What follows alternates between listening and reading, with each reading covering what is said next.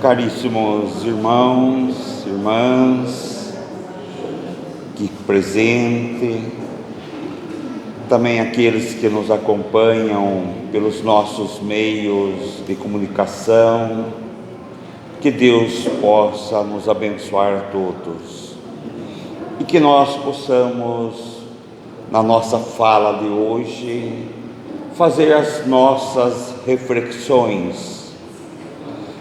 Sabemos que com todo o conteúdo do Evangelho de Jesus, com todas as informações, nós ainda estudaremos por milênios e milênios. Mas esta é a ideia, a gente ir cristalizando boas ações, bons pensamentos, valores, o qual reconhecemos que nós já temos muitos valores, já passamos por momentos turbulentos e tiramos grandes aprendizados. E é muito interessante que os maiores aprendizados nós tiramos dos erros, dos tombos, das tribulações, das dificuldades, dos problemas de toda ordem. Mas nós temos Jesus, o maior psicoterapeuta do mundo, e até hoje não se consegue entendê-lo.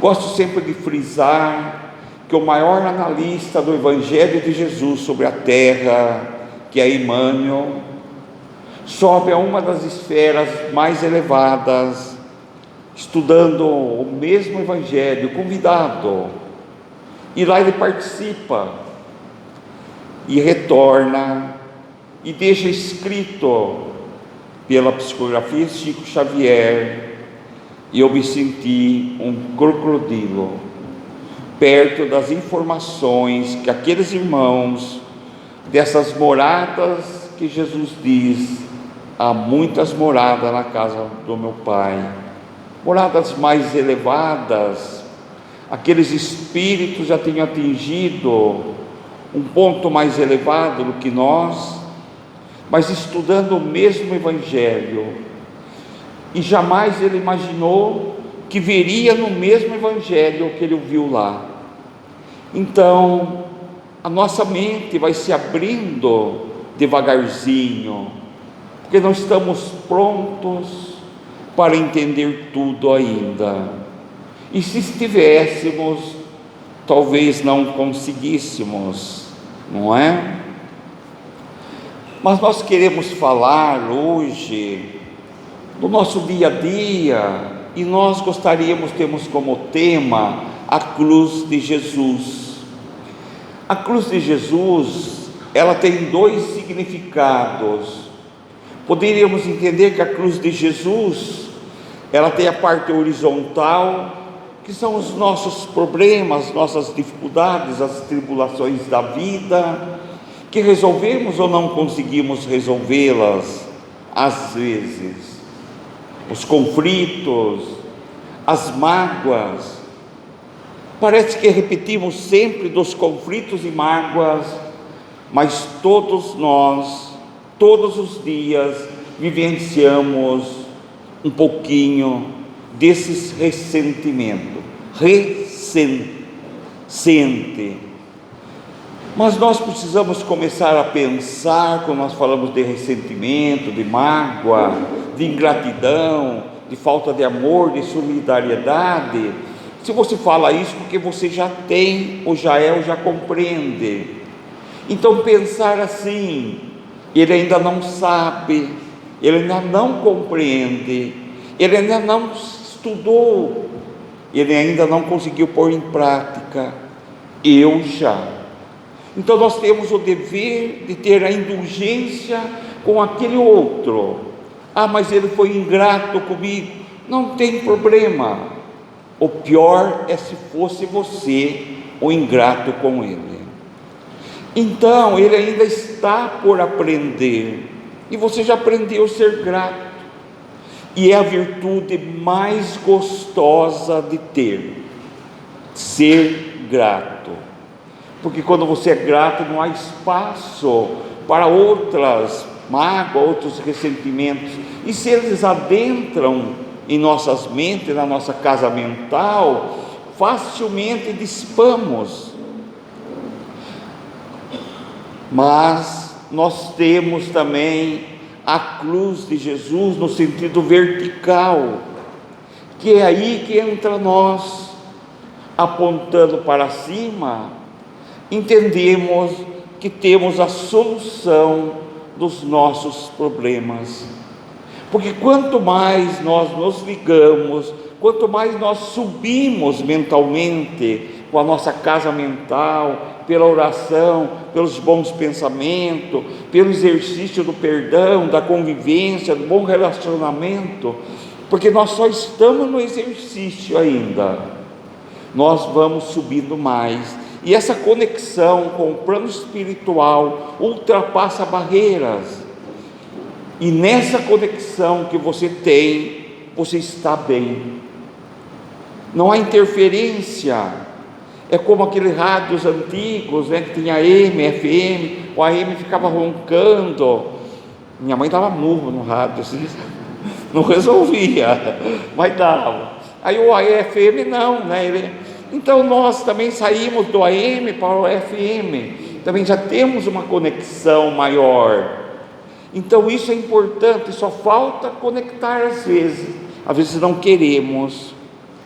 Mas quando estamos mal, então, estamos bem, fazemos as orações, os pedidos, os bons pensamentos, a gratidão, para quando estivermos mal, porque aí não vamos conseguir orar, termos crédito. E acha que não temos crédito? Ajudar um, ajudar outro, beneficiar um, beneficiar outro.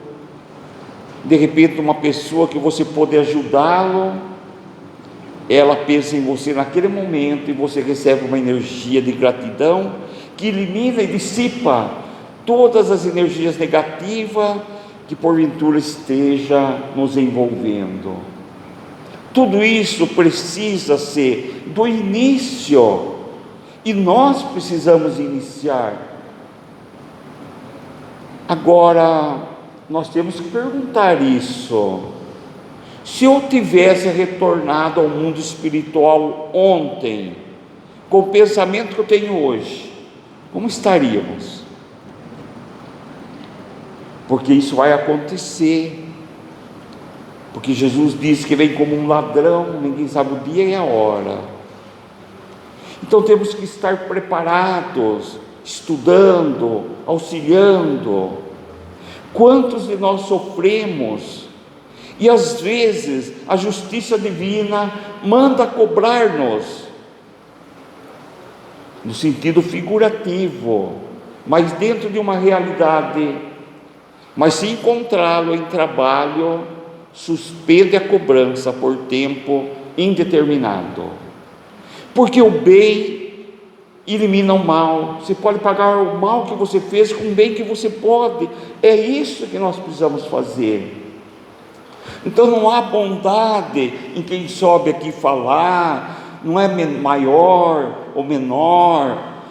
Até eu sou um pouquinho menor, porque eu tenho que pôr essa madeira aqui para subir, para dar a altura de vocês, né? Vocês vão me ver, né?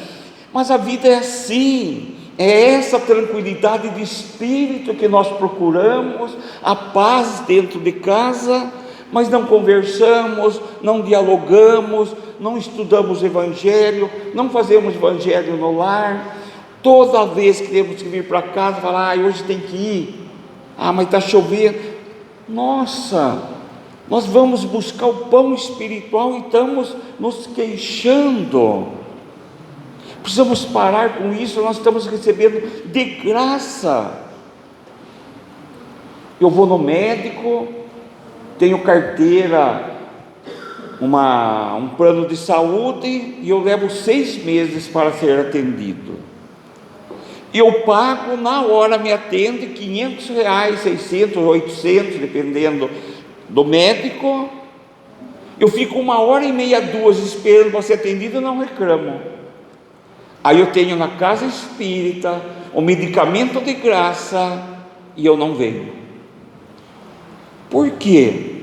Porque todas as nossas enfermidades, sem exceção, é da alma, com exceção das enfermidades climáticas, porque o nosso perispírito, o nosso corpo espiritual está como uma fita, um pendrive, gravado todo nele, e no tempo oportuno que Deus nos permitiu nessa presente encarnação, ele vai reaparecendo para que nós possamos eliminar e se tornar uma pessoa melhor.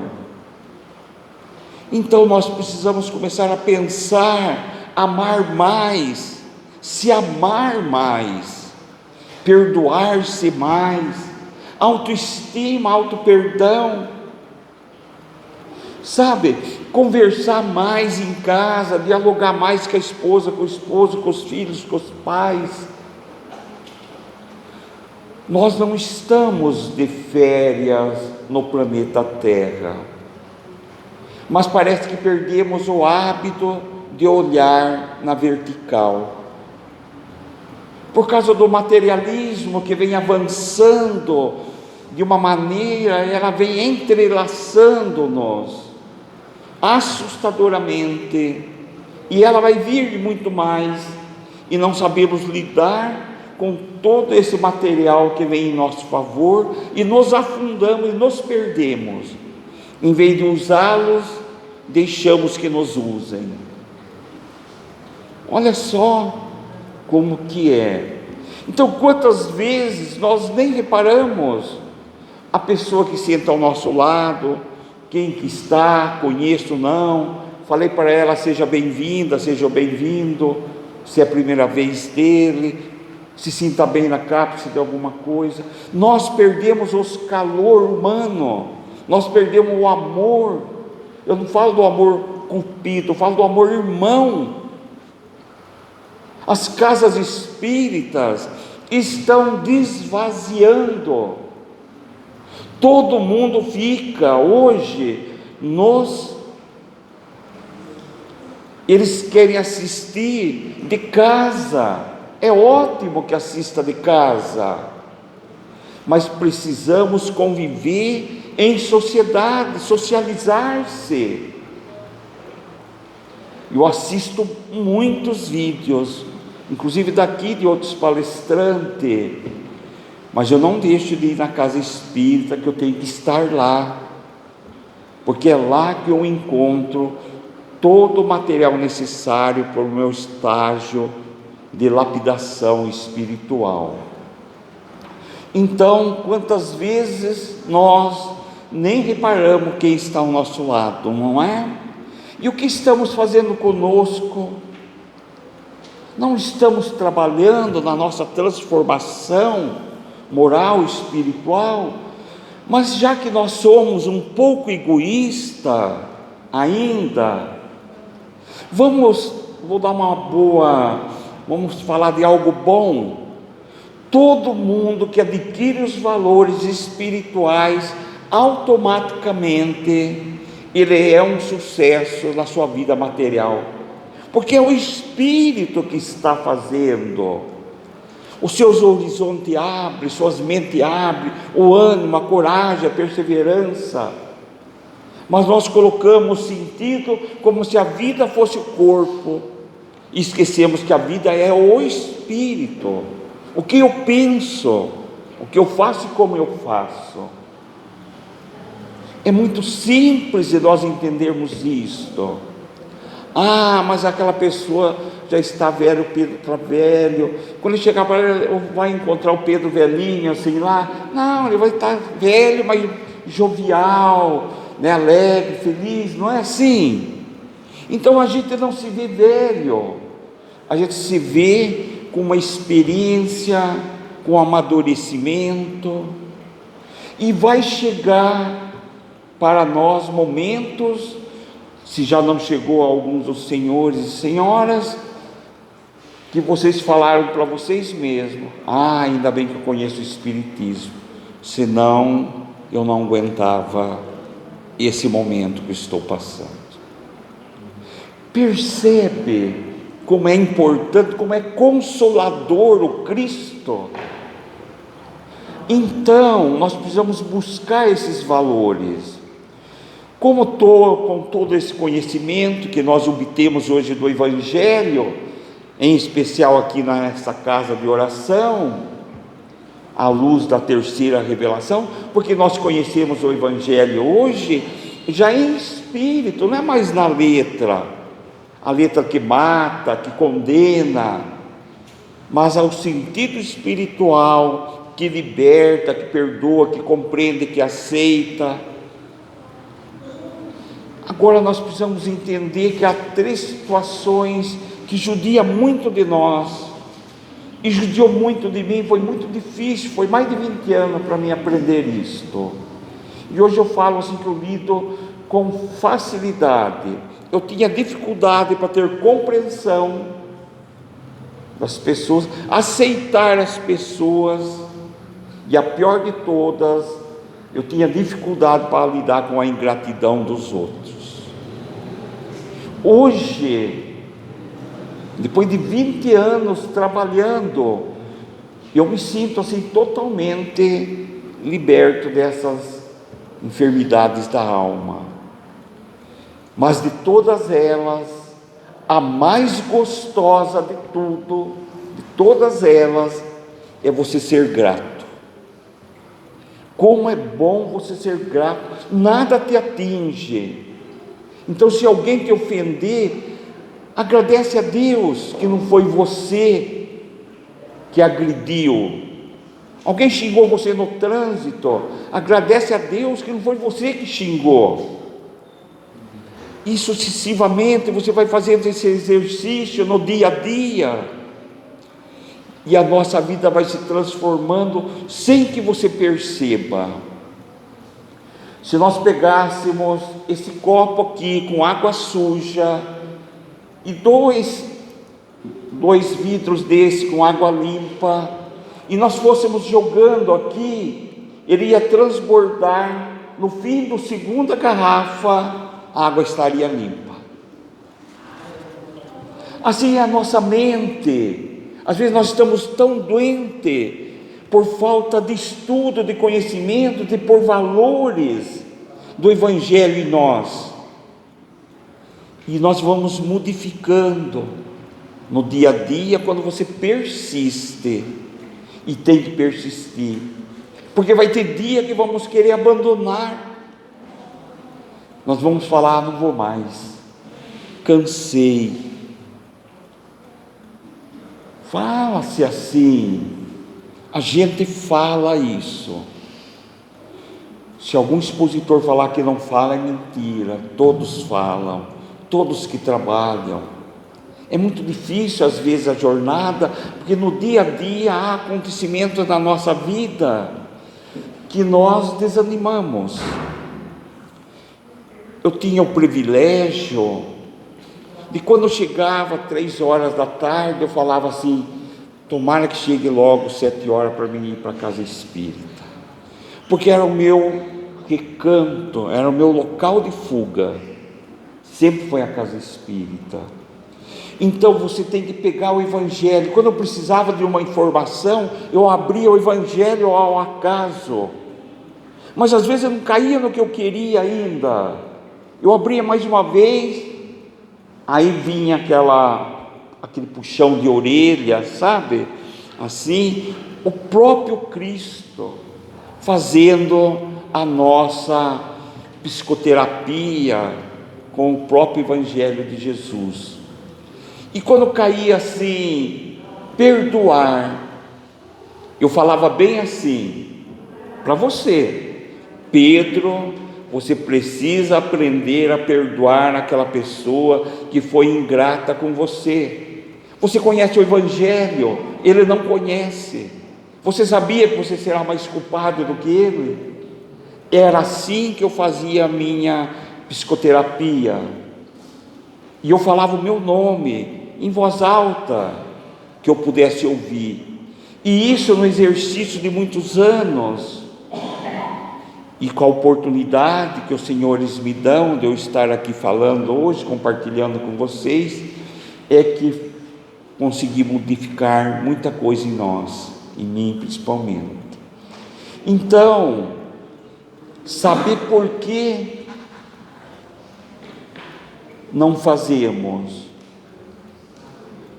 a nossa individualidade, porque ninguém vai fazer por nós. No momento oportuno, a sua luta é individual e solitária. Sabe aquela coisa que chega aquele momento que você senta numa cadeira de balanço sozinho, você e seus pensamentos? Eu moro sozinho, né? Já fiquei viúvo. Às vezes estou lá sozinho e passo em revista a minha vida. Sem que você perceba, você começa a passar em revista. Tem algumas coisas que a gente até balança a cabeça, assim, como se fosse tirar, né? Mas aquilo que não deveria ter feito, eu tento reparar, tento me reconciliar comigo mesmo e falo, eu aprendi com isso, hoje já não faço mais. Então, através dessa corrente de força, de determinação, de coragem, é que nós chegaremos. Então não tenha medo de ler, não tenha medo de olhar para dentro de nós. Nós já falamos aqui muitas vezes que no oráculo de Delfos, na antiga Grécia, havia lá 2 frases escritas por 7 sábios: conhece-te a ti mesmo e nada de excesso. Nós vemos pessoas morrerem muito mais pelos excessos do que pela falta. E quando conhece-te a ti mesmo, é como se nós fôssemos pintar a nossa sala de estar, morando dentro dela, sem tirar os móveis. Não dá uma confusão danada, um negócio assim muito ruim? É assim que nós fazemos quando passamos a nos conhecer. Você tem que modificar. Ah, mas eu não tenho hábito de leitura, eu não consigo ler. Então existe uma técnica, tá? Para aquele que quer começar a andar, aquele que quer começar a ler, aquele que quer começar a correr por uma maratona qualquer, aquele que quer caminhar todos os dias, quer falhar mais. Você tem que fazer isso 30 dias consecutivos, todos os dias, sem falhar, e teu cérebro vai se adaptar, e ela vai pedir, e você não consegue mais deixar. Principalmente um livro. Você pega um livro, você lê 3 páginas, num mês você lê o livro. Percebe? Então é começar. Tudo é começar. Então, meus irmãos, vamos ser mais bom conosco mesmo, mais amoroso, mais solidário. Vamos dizer eu me amo, olhando dentro do espelho. É assim que a gente faz.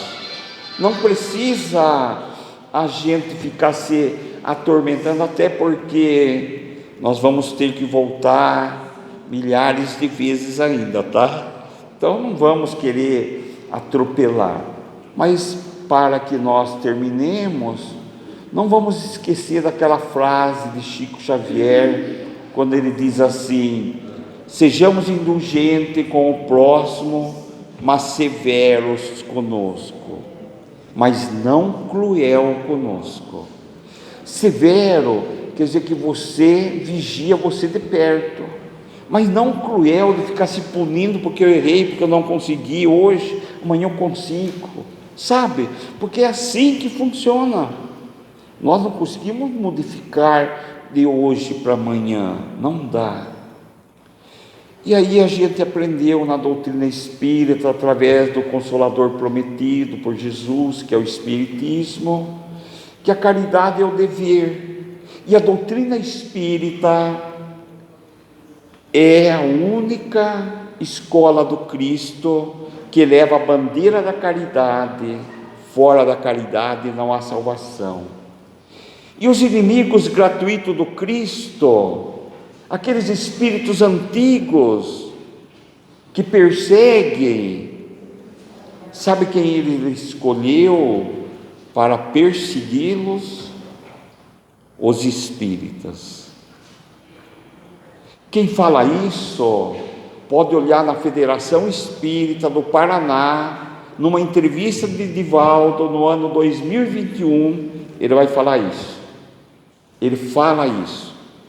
Nós espíritas fomos escolhidos para ser perseguidos, porque é a única doutrina que não fala mal de ninguém, que ama todo mundo, que faz o melhor por todos, que trabalha o seu interior. Ou não é? Todas trabalham, mas com mais acentuado é o espírita. Por isso nós vemos muitos médios promissores deixarem no meio do caminho a responsabilidade assumida no plano espiritual no momento do seu planejamento reencarnatório. E terá que dar conta, sabe para quem? Para a sua própria consciência. E ela será o juiz e carrasco de si mesmo.